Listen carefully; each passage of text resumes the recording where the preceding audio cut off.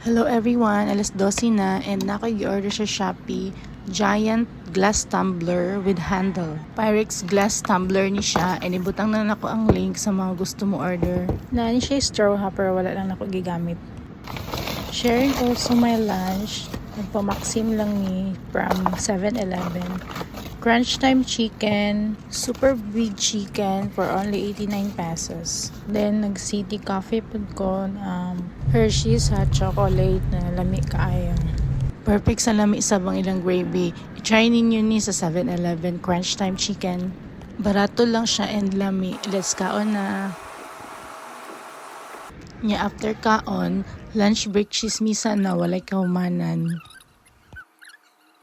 Natanan ako na purchase, mo dyan akong binakaganahan. Kaya aside from Pyrex glass na siya, very cutesy, very aesthetic, dako.